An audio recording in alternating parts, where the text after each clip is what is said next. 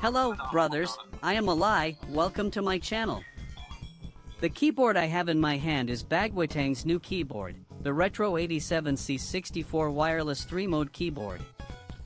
This keyboard is different from many curly fast food keyboards nowadays. This keyboard has a very retro style. I don't know what you think. As a person born in the 1980s, I have no resistance to this retro element. Another interesting thing about this keyboard is that it comes standard with a set of super buttons, a joystick, and 2 giant buttons. This design is quite interesting. The casing of this keyboard is this brown-gray retro color. Then paired with this set of SA height ball caps. It immediately took me back to elementary school. I went to the computer lab where I learned the lower language. It's just full of emotion. Because this thing full of emotions is the most worthless thing. But sometimes it is also the most valuable. The C64 uses an 87 key layout. It is wider than the average 87 keyboard forehead. Then there is a very conspicuous red headlight called power in the upper right corner. There are 2 indicator lights next to it. Then there is a rainbow background in the middle. Then a brushed brand. This famous brand gives the entire keyboard a retro feel. More color embellishments. I think it's a more colorful design. This color is the finishing touch. Then I used one on the left. A mechanical knob with a more industrial style. This is a 3-mode switch. This is the volume knob. There is some decoration. The feel is okay too. There is an obvious sense of damping when rotating. There are 3 buttons next to it. One is for wireless pairing. This is a mapped button. After you press and hold this key, just press any key on the keyboard. Then you press this super button again. And then this key on this keyboard. Just map it to this super button. It's quite convenient. Next to it is a switch for this super button. The keyboard is this kind of wired interface. There is a magnetic access adapter storage box next to it. This accessor is made like the one in FC.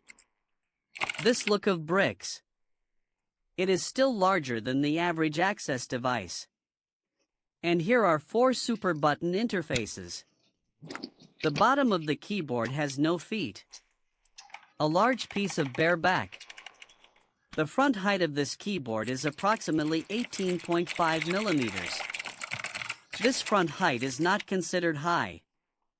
But this set of SA height ball caps is really too high. This ball cap is made of ABS. Double pigment process. The color scheme is better looking, I personally think. It's this retro style. A black and then a gray. But I'm not used to this height. C64 uses the top structure.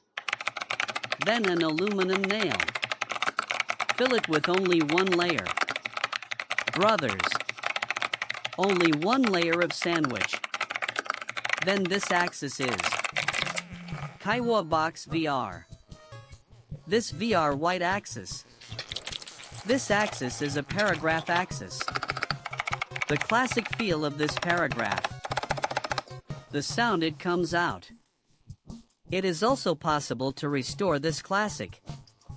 The sound taste of retro mechanical listening. Tell the truth, brothers. It's just that the king of rolls has done too much. If you use this retro mechanical listening experience, it's quite tasty too. Listen to everyone. This voice actually tells the truth. I think it's quite listenable. Although it only has 1 layer of filling. But I think the sound is quite listenable. This last keyboard. Its battery is only 2000 milliamp hours. Me too for a long time. I have never seen a keyboard with such a small battery. But this keyboard has no light. Just no RGB. If it doesn't have RGB, the power consumption will not be too high. The official value is 200 hours. Basically, if you charge it, it's not a big problem either. But this RGB thing,